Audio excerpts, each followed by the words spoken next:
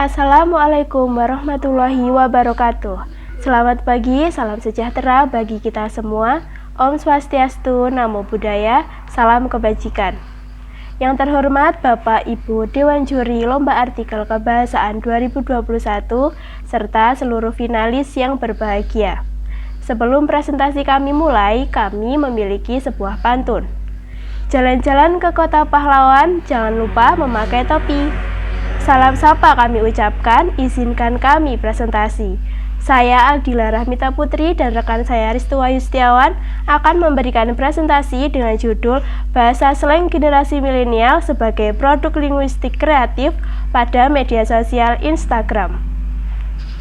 Materi presentasi kami yaitu yang pertama pendahuluan, yang kedua metode penelitian, yang ketiga hasil penelitian, yang keempat pembahasan, dan yang kelima simpulan.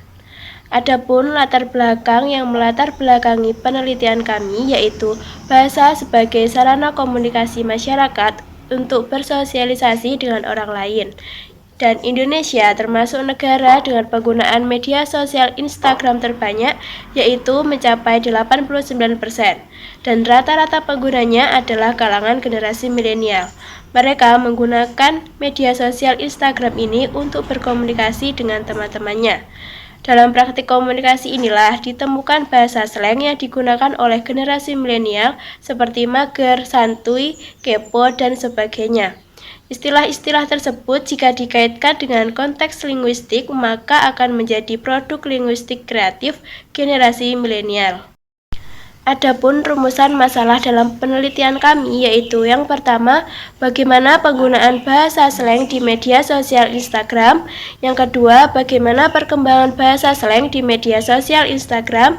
Yang ketiga, bagaimana bentuk produk linguistik kreatif generasi milenial di media sosial Instagram.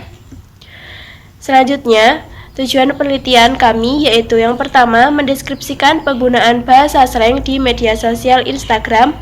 Kedua, mendeskripsikan perkembangan bahasa slang di media sosial Instagram. Yang ketiga, mendeskripsikan bentuk produk linguistik kreatif generasi milenial di media sosial Instagram.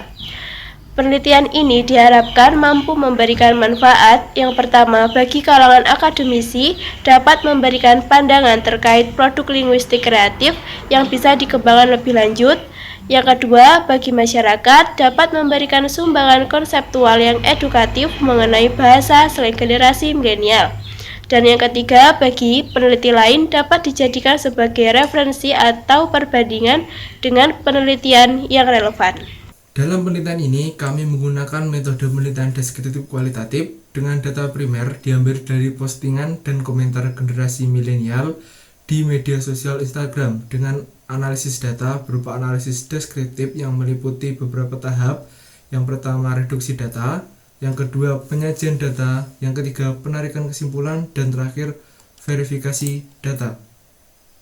Hasil penelitian menunjukkan bahwa kolom komentar dan juga kolom keterangan atau caption sering diisi dengan berbagai bahasa slang yang kebanyakan berasal dari kalangan remaja. Bahasa slang dalam media sosial Instagram sering digunakan untuk berkomunikasi karena dianggap lebih mudah untuk mengakrabkan mereka para pengguna media sosial Instagram. Berikut merupakan tabel berbagai bentuk bahasa slang di media sosial Instagram yang kami temukan. Dalam tabel tersebut dapat dikategorikan ke dalam bentuk linguistik kreatif yang berupa kata normal, kata reduksi, singkatan kata, kata walikan, dan juga akronim. Bahasa slang kerap kali ditemui dalam masyarakat.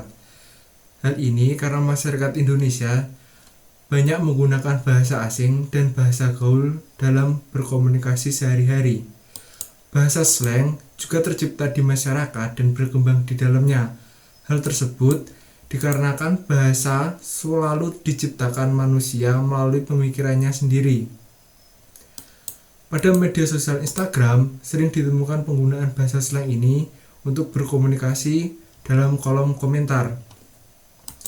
Para pengguna Instagram beranggapan bahwa bahasa slang lebih mudah untuk mengakrabkan mereka, lebih mudah digunakan untuk bersenda gurau dan lainnya, sehingga membuat mereka menjadi lebih akrab.